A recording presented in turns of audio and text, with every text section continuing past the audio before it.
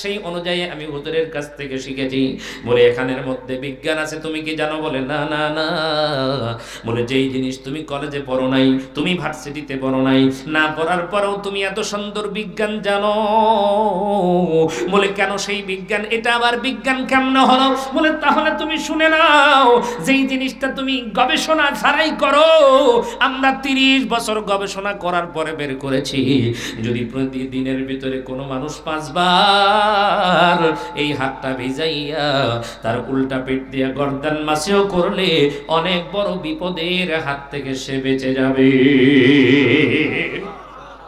কৃষক ডাক দিয়ে বলে সেটা আবার কি? বলে তোমাকে আমি একটা কথা বলবো, তুমি বলো তো তোমার কি জানা আছে নাকি এই যে মানুষের ভিতরে ব্রেন স্ট্রোক হয়? বলে হ্যাঁ শুনেছি। বলে ব্রেন স্ট্রোক হওয়ার কারণ আমরা বের করেছি, কিন্তু এই কারণের ব্রেন স্ট্রোক থেকে বাঁচার পদ্ধতি কি এইটার জন্য আমরা গবেষণা করলাম, আমরা চিন্তা করলাম। 1 বছর করি নাই, 2 বছর করি নাই, 1 নয় 2 নয় 30 বছর গবেষণা করার পরে বের করেছি, কোনো মানুষ যদি দিনের মধ্যে 5 বার তার হাতটারে ভিজাইয়া এই উল্টা পেট দিয়া যদি তার গর্দান মাসেও করে, আল্লাহ রাব্বুল আলামিন ওই ব্রেন স্ট্রোকের হাত থেকে আল্লাহ তারে বাঁচায়া দিবে। আল্লাহু আকবার বলেন, আল্লাহু আকবার।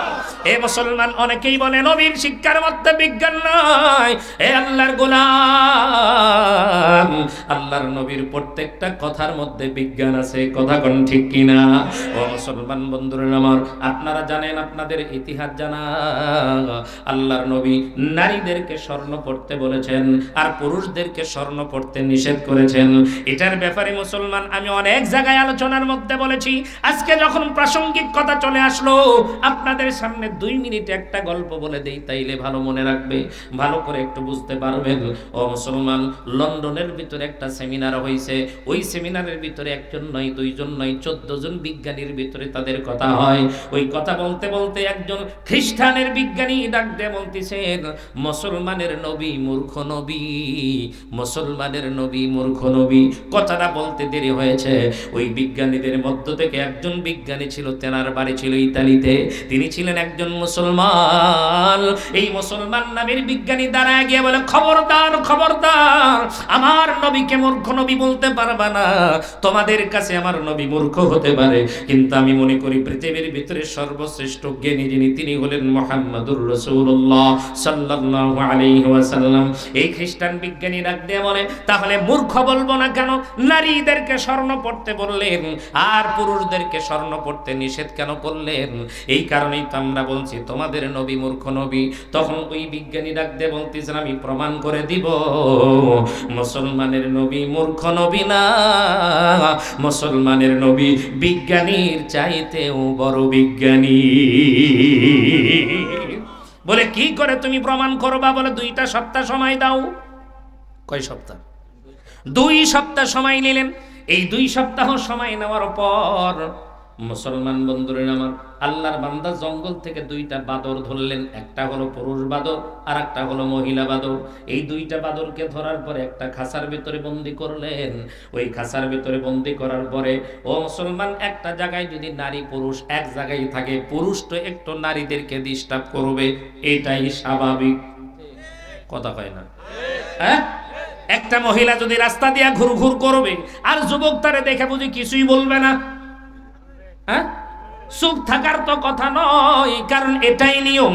একজন নারীকে দেখলে একজন পুরুষ লাফালাফি করবে, এটাই তো স্বাভাবিক। ঠিক তেমনি করে একজন ওই বাদর, আর একটা হলো পুরুষ বাদর আর মহিলা বাদর। ওই 2 বাদরকে যখন একটা খাঁচার ভিতরে বন্দি করেছে, ওই পুরুষ বাদরটা মহিলা বাদরের উপরে লাফায়। এইটা দেখার পরে সুন্দর করে একটা ভিডিও করলো। ভিডিও করার পরে 2টা বাদর আলাদা করলো। আলাদা করার পরে ওই যে পুরুষ বাদরটা ঠিক তার ঘাড়ের উপরে এই জায়গায় ছোট্ট করে একটা অপারেশন করলো। অপারেশন করার পরে ওই চামড়ার নিচে একটা স্বর্ণ ঢুকাইয়া ওইটারে সুন্দর করে ব্যান্ডেজ করে রেখে দিলেন। 2 সপ্তাহ পর ওই পুরুষ বাদরটারে মহিলা বাদরটার কাছে এক জায়গায় করা হলো। এক জায়গায় যখন করছি তখন লক্ষ্য করে দেখতে পাওয়া যায়, আল্লাহু আকবার, আল্লাহু আকবার, আল্লাহু আকবার। আগের 2 সপ্তাহ আগে পুরুষ বাদর মহিলা বাদরের উপরে লাফাইতো, কিন্তু এখন দেখা গেল চিত্রটা পাল্টে গেছে। মহিলাটাই পুরুষের উপরে লাফায়, কিন্তু পুরুষের কোনো লাফঝাপ নাই। দ্বিতীয়টাও ভিডিও করা হলো। এই দুইটা ভিডিও করার পর এবার বিজ্ঞানীদের সামনে হাজির করা হলো। দুইটা ভিডিও যখন দেখানো হলো, খ্রিস্টান নামের বিজ্ঞানীরা ডাক দিয়ে বলে, এই ভিডিওর মাধ্যম দিয়ে তোমরা কি বুঝাইতে চাও? বলে 7 দিন 14 দিন আগে মহিলা বাদরটার উপরে পুরুষ বাদর লাফাইলো, আর 14 দিন পরে মহিলাটাই পুরুষের উপরে লাফায়। বলে কেন কেন কেন? বলে এই কারণে আমরা চিন্তা ভাবনা করলাম, গবেষণা করে তোমাদেরকে জানাইলাম, এবার তোমরা একটু গবেষণা করে দেখো। বলে কেন? বলে পুরুষ বাদরটার ভিতরে আমি স্বর্ণ ঢুকা দিয়েছিলাম, এই 14 দিন তার ভিতরে স্বর্ণ থাকার কারণে ওই পুরুষের যৌন ক্ষমতা কমে গেছে। আল্লাহু আকবার বলেন। এ মুসলমান বন্ধুরা আমার, নারীদের যৌন জানি রানীদের কামভাব কিন্তু বেশি, পুরুষের কামভাব কিন্তু কম। আল্লাহ রাব্বুল আলামিনের পয়গম্বর এই জন্য নারীদেরকে স্বর্ণ পড়তে বলেছেন। নারীদের ভিতরে একটু সাজগোজ করার স্বভাব কিন্তু বেশি, পুরুষদের কিন্তু সাজগোজ করা লাগে না, খুব একটা না করলেও হয়। কথা কোন ঠিক কিনা?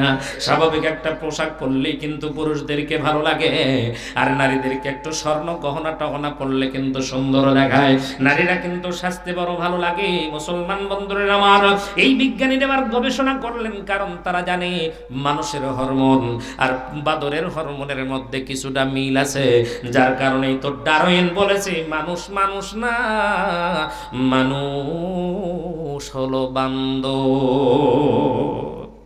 গত বছর শুনছেন না, বলছে না, কয় মানুষ মানুষ না, মানুষ বাদর থেকে হইছে। ও নিজেই মনে হয় বান্দর থেকে একটা হয়েছে, এই জন্য নিজেই কইছে। আমি আপনাদেরকে কোন কথা বোঝানোর জন্য বললাম? বলতেছিলাম এই কারণে, বিজ্ঞানীদের দিক থেকে যদি আশরাফুল মাখলুকাত হইতো তাহলে মৌমাছি হইতো। আর আপনি যদি বলেন মুসলমান বিজ্ঞান জানে না, ও মুসলমান বিজ্ঞান জানার দরকার কি? নবীর প্রত্যেকটা কথাই তো বিজ্ঞান।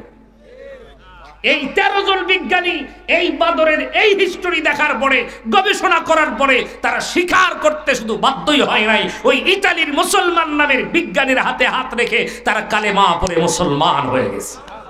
এটা যারা সুবহানাল্লাহ বললেন না, আপনারা আগামী কালকে বলবেন। এটা আওয়াজ করে বলা যাবে না সুবহানাল্লাহ? তাহলে বোঝা গেল নবীর কথার মধ্যে বলেন বিজ্ঞান আছে না নাই? তার মানে বোঝা গেল বিজ্ঞানের কারণে কিন্তু মানুষ শ্রেষ্ঠ বলা হয় নাই। ও মুসলমান, 3 নাম্বার আপনার আর একটা কারণ বলতে পারেন, হুজুর ডাক্তারের কারণে মানুষ সর্বশ্রেষ্ঠ। না না না, এই দুনিয়ার জমিনের ভিতর যদি সবচাইতে বড় ডাক্তার হয়, ওই ডাক্তারগুলো কিন্তু বন্ধুরে আমার ট্রিটমেন্ট ছাড়া কিছু বলতে পারে না, নিয়ম কানুন ওই যে পরীক্ষা নিরীক্ষা ছাড়া কিন্তু রোগ নির্ণয় করতে পারে না।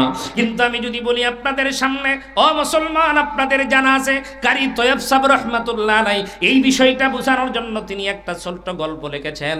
ও মুসলমান, পাকিস্তানে পেশোয়ার একটা রাজ্যের ভিতরে বাদরের অত্যাচারের কারণে এলাকার লোকজন কেউ খাবার খাইতে পারে না। এই জন্য এলাকার ভিতরে মানুষগুলো বড় অতিষ্ঠ, তারা ওই ফল ফ্রুট খাইতে পারে না। বাগানের যতগুলো ফল ফ্রুট আছে ওই বাদরগুলো সব খেয়ে ফেলে। এই জন্য সবগুলো লোকজন হুজুরের কাছে চলে যায়। কারি তৈয়ব সাহেব রাহমাতুল্লাহ আলাইহি হুজুরকে ডাক দিয়ে বলে, হুজুর আপনি একটু আমাদের জন্য একটা ব্যবস্থা করে দেন। বলে কেন কেন কেন? বলে বাদরের অত্যাচারে আমরা জমিনের ভিতরে ফল খাইতে পারি না, ফুল খাইতে ফুল দেখতে পারি না, কারণ বাদরের বড় অত্যাচার। হুজুর বলতেছেন, তাইলে বাবা তোমরা একটা কাজ করো, এলাকার মধ্যে যাও, কয়েকটা বাদর ধরে তোমরা মেরে ফেলো, দেখবে আর কোনো বাদর আসবে না। ডাক দিয়ে বলে, হুজুর একটা নয় দুইটা নয়, কয়েকটা বাদর আমরা মেরে ফেলেছি, কিন্তু এরপরেও বারবার করে বাদর আসে। তখন ডাক দিয়ে বলা হলো, যাও যাও যাও, তোমরা তাইলে একটা কাজ করো, এলাকার লোকজন মিলে তোমরা এবার সুন্দর করে রুটি বানাও, একটা নয় দুইটা নয়, শত শত রুটি বানাও। ওই রুটিগুলা বানাইয়া ওই জঙ্গলের বাগানের মধ্যে তোমরা ছড়াইয়া দিবা। আর ওই বাদরগুলা যখন রুটিগুলা খাবেন, আর রুটির মধ্যে তোমরা বিষ মিশাইয়া দিবা। ওই বিষ মিশ্রিত রুটি যখন বাদর খাবে, তখন সবগুলো বাদর মরে যাবে, চিন্তা করা লাগবে না। এই কথা যখন বলে দিলেন, এলাকার লোকজন বললেন, হুজুর ঠিক আছে, আপনার এই কথাটা বড় ভালো লাগলো। এলাকার লোকজন সবাই গিয়ে রুটি বানাইলো, একটা নয় দুইটা নয়, শত শত রুটি বানাইয়া ওই বাগানের মধ্যে যখন ছড়াইয়া দেয়, পরের দিন সকালবেলা লক্ষ্য করে দেখতে পাওয়া গেল সবগুলো বাদর ওই জায়গার মধ্যে হাজির। কিন্তু আশ্চর্যজনক হলেও সত্য, একটা বাদর বন্ধু আমার রুটির মধ্যে কিন্তু হাত লাগায় না। সবাই চতুর্দিক দিয়ে গোল হয়ে বসে গেছে, সবাই যেন এমন করে গালের মধ্যে হাত দিয়ে কি যেন চিন্তা করে। এলাকার লোকজন মনে মনে মনে ভাবে কি ব্যাপার রুটি খায় না কেন? আমার আপনার মতো মানুষ যদি হইতাম ওই রুটির মধ্যে আগে হাত লাগাইতাম, তার মানে ব্যাগ নিয়ে আগে ভরতাম যে পরে খামো, আগে বেশি করে জোগাড় করে নেই। না লোভ নাই তো আমাদের, নাকি কম? এত লোভ, লোভ সামাল দিতে না পারিয়া গরিব মানুষের গম পর্যন্ত চুরি করে। কারা করে? জোরে কর না কে? নেতারা করে। আপনারা বলছেন নেতা, তার মানে আপনাদের এলাকার নেতারাও করে। করে চেয়ারম্যান গম চুরি করে, মেম্বার গম চুরি করে। আমি আপনাদেরকে একটা কথা বলে দিয়ে যাবার চাই, ও মুসলমান, আল্লাহ কোরআনের মধ্যে বলেন আস-সারিকু ওয়াস-সারিকাতু ফাকতাউ আইদিয়াহুমা। এই আয়াতের আমল যদি দুনিয়ার জমিনে বাস্তবায়ন হয়, আমার মনে হয় serial number member, chairman, MP, মন্ত্রীদের হাত কাটা পড়বে আগে। কথা বল না কেন, ঠিক কিনা? কারণ এই আইন যদি আমি হুজুর ওয়াজ করি, ওয়াজ দেয়া কিন্তু আইন পাস হবে না।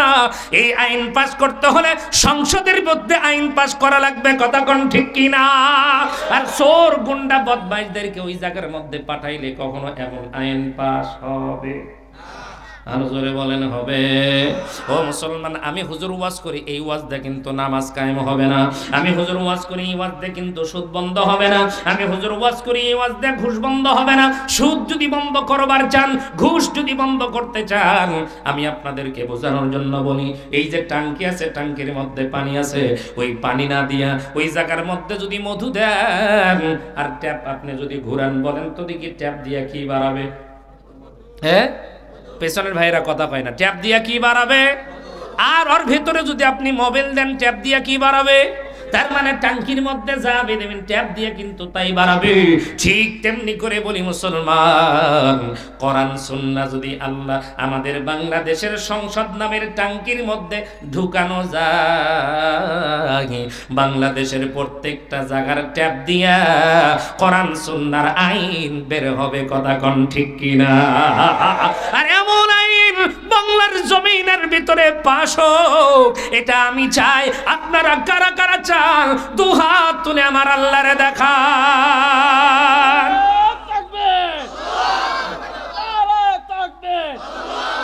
ইসলামের সূত্ররা, কোরআন সুন্নাহর আলো। নারে তাকবীর। রাগ করলেন আপনারা, রাগ করলেন। ও মুসলমান, আল্লাহর গোলাম, যেখান থেকে কথাটা বোঝানোর জন্য বলতেছিলাম, আমাদের মধ্যে লোভ আছে। এই লোভ থেকে যদি বাঁচবার চান, কোরআন সুন্নাহর আইন বাস্তবায়ন করা লাগবে। ওই বাদরের মধ্যেও কিন্তু লোভ আছে, বাদর হাত লাগাই না। বন্ধুরে আমার, অনেকক্ষণ ধরে তারা বসে থাকলো, একটাও বাদর রুটির মধ্যে হাত লাগাইলো না। কিছুক্ষণ পর দেখা গেল বাদরদের মধ্য থেকে কয়েকটা বাদর দৌড় দিয়ে চলে যায়। যাওয়ার পরে কয়েকজন মুরব্বী বাদর আসলো। ওই মুরব্বী বাদরকে নিয়ে সুন্দর করে কি যেন তারা গোলহ মিটিং করলো, পরামর্শ করলো। এলাকার লোকজন তাকা দেখতেছেন, বোঝা তো যায় না।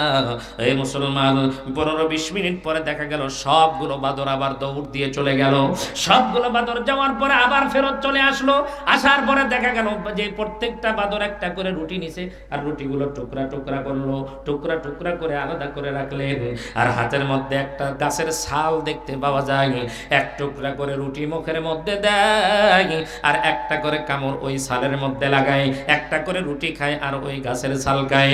এমন করে খাইতে খাইতে রুটি খাওয়া শেষ, গাছের ছাল খাওয়া শেষ, সবগুলো বাদর চলে গেল। এলাকার লোকজন মনে করলো একটা বাদর নাই, সবগুলো বাদর মরে গেছে। কিন্তু মুসলমান, দেখা গেল উল্টা, একটা বাদর তো মরে নাই। পরের দিন মনে হলো যা আগের দিন এসেছিল, পরের দিন আরো ডবল হাজির হয়ে গেছে। এখন আপনারা ভালো করে বোঝেন তো দেখি, বাদরগুলা কি মরছে? একটাও তো মরলো না। তারে কেন মরলো না? সবাই গিয়ে কারি তয়্যব সাহেব রাহমাতুল্লাহ আলাইহি হুজুরকে ডাক দিয়ে বলে, হুজুর আপনি যেই ফরমানা দিলেন কাম তো হলো না বলে কেন? সমস্ত ঘটনা যখন বর্ণনা করছেন, হুজুর তখন ডাক দিয়ে বলে, বাবা যাও তোমরা যাও, ওই বিষ মিশ্রিত রুটি একটা নিয়ে আসো, আর ওই যে তোমাদের কাছে যেই গাছের ছালটা দিয়ে, যেই ছালটা তোমরা দেখছো, ওই গাছের ছালটাও একটু জোগাড় করতে পারো কিনা? তখন ওই গাছ গাছের ছালটাও তারা নিয়ে আসলো।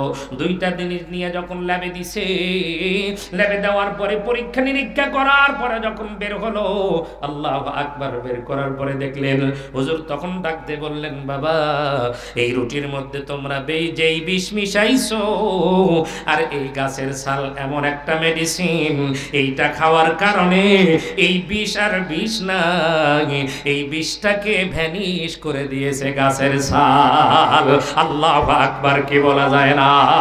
আমি আপনাদের সামনে কথাটা বললাম এই কারণে, এখন আপনারা বুঝে থাকলে বলেন তো, এই দুনিয়ার জমিনের ডাক্তাররা পরীক্ষা নিরীক্ষা করা ছাড়া রোগ নির্ণয় করতে পারে না। অথচ ডাক্তার নয়, বিজ্ঞানী নয়, কিছুই নয়, ওই বাদরগুলো চোখ দিয়ে শুধু রুটি দেখলো, আর রুটি দেখার পর ওই রুটিটাকেই তারা কেমন করে বুঝলো রুটির মধ্যে বিষ আছে, আর কোন বিষটাই বাঁচে, ওই বিষ থেকে বাঁচার জন্য ওই গাছের ছালটাই কেন খাইতে হবে, এই বুদ্ধিটা তাদের মাথার মধ্যে কে দিল? তার মানে বোঝা গেল মুসলমান, ডাক্তারি বিদ্যা থাকলেই আল্লাহর কাছে শ্রেষ্ঠ নয়। এখন হয়তো আপনারা বলবেন, হুজুর তাহলে বুঝলাম ইঞ্জিনিয়ার শ্রেষ্ঠ নয়, বিজ্ঞানী শ্রেষ্ঠ নয়, ডাক্তার শ্রেষ্ঠ নয়, কি কারণে মানুষ তাইলে শ্রেষ্ঠ? আমার আল্লাহ রাব্বুল আলামিন কোরআনের মধ্যে বলেছেন কারণ দুইটা, এক নাম্বার, দুই নাম্বার। এই দুইটা কারণ বলবো, শুনতে রাজি আছেন না? নাই? কারা কারা রাজি নাই একটু হাত উঠান। আপনারা রাজি নাই? না বুঝে হাত উঠেছে। কয় কারণে মানুষ শ্রেষ্ঠ? এটা আওয়াজ করে জোরে বলেন, কয় কারণ? এই দুই কারণের আমি প্রথমটা না বলি, আমি একটু দ্বিতীয়টা আপনাদের সামনে বলি। এক নাম্বার হলো ইয়ারফা'িল্লাহুল্লাযীনা আমানু মিনকুম ওয়াল্লাযীনা উতুল ইলমা দারাজাত। এক নাম্বার, দুই নাম্বার। এই যে এক নাম্বার আর দুই নাম্বার বলার আগে ওই যে বলতেছিলাম, লোকমান বলতেছিলাম, নেতাজি, যার মন ভালো তার সব ভালো, যার মন ভালো না তার কোনো কিছু ভালো না। তার মধ্যে আমি আপনাদের সামনে বলছি, একটা হলো সুস্থ দিল, আর একটা হলো অসুস্থ দিল, আর একটা হলো মরা দিল। সুস্থ দিলের মানুষ হলো তারা কোরআন সুন্নাহর উপরে আমল করে যারা। আমি মুসলমান আপনাদের খেদমতে বোঝানোর জন্য বলি, কোরআন সুন্নাহর উপরে আমল তো করতে পারবে তারা যাদের মধ্যে কোরআন সুন্নাহর জ্ঞান আছে। কথা কোন ঠিক কিনা? আর কোরআন সুন্নাহর এলেম যার মধ্যে আছে, ওই এলেম অর্জন করার জায়গার নাম হলো মাদ্রাসা। আমি আপনাদেরকে বোঝানোর জন্য বলতে চাই, বলেন তো, কাপড়ের ফ্যাক্টরির মালিক যদি বলে সুতার ফ্যাক্টরি বন্ধ করে দিব, তাহলে বলেন তো দেখি কাপড়ের ফ্যাক্টরি কি চলবে? হয়তো কাপড়ের ফ্যাক্টরি স্লোগান মারতে যায় সুতার ফ্যাক্টরি বন্ধ করো, তাহলে কাপড়ের ফ্যাক্টরি সুতা না পাইলে কাপড় বানাইতে পারবে না। কথা কোন ঠিক কিনা? ঠিক তেমনি করে মুসলমান, মসজিদ হলো ইবাদত করার জায়গা, আর মাদ্রাসা হলো ইবাদতকারী তৈরি করার কারখানা। সুবহানাল্লাহ বলবেন না? কারণ মুসলমান, এই জন্য সুতার ফ্যাক্টরি না থাকলে যেমন কাপড়ের ফ্যাক্টরি চলে না, ঠিক তেমনি করে ইবাদতকারী তৈরি করার কারখানা না থাকলেও মসজিদ দিয়ে লাভ হবে না। যার কারণে আজকে মসজিদ পাকা দেখা যায়, কিন্তু মুসল্লি ফাঁকা পড়ে আছে, ঠিক কিনা? তাহলে এই মাদ্রাসার যারা লেখাপড়া করে, আল্লাহ রাব্বুল আলামিনের কাছে ওয়াল্লাযীনা উতুল ইলমা দারাজাত, আল্লাহর কাছে সেই তো সম্মানিত, আল্লাহর কাছে সেই তো শ্রেষ্ঠ যার মধ্যে কোরআন সুন্নাহর এলেম আছে, কোরআন সুন্নাহর জ্ঞান আছে। আর শুধু এই জায়গায় শ্রেষ্ঠ নয়, আমি এটা বোঝানোর জন্য বলি, একজন কোরআনের হাফেজ, একজন আলেম, শুধু দুনিয়ার জমিনের মধ্যে তার দাম হয়তো আমরা দিবার চাই না, কিন্তু আখিরাতে বলেন তো দেখি তার দাম আছে না নাই? আর মহাব্বত করে বলে জোরে বলেন আছে না নাই? কারণ একজন কোরআনের হাফেজ একজন নয়, দুজন নয়, 10 জন ব্যক্তিকে আল্লাহর অনুমতি নিয়ে জাহান্নাম থেকে জান্নাতে নিয়ে যাবে। ওই কোরআনওয়ালাদের সঙ্গে, হাফেজওয়ালাদের সঙ্গে থাকতে রাজি আছি না না? এ মুসলমান, আমি আপনাদের সামনে অল্প কয়েকটা মিনিটের জন্য আমার আলোচনাটা এই জায়গার মধ্যে একটু স্টপ রাখিয়া, এখন যদি কেউ ওঠেন তাহলে আমি মনে করব আপনি নবীর দুশমন, আপনি কোরআনের দুশমন। আর সর্বপ্রথম যেই ব্যক্তি যাবে, আল্লাহকে বলে রাখলাম, আল্লাহ যত গুনাহ হবে সব সাদগায়ে জারিয়া প্রথম নাম্বার ব্যক্তির উপরে দিও।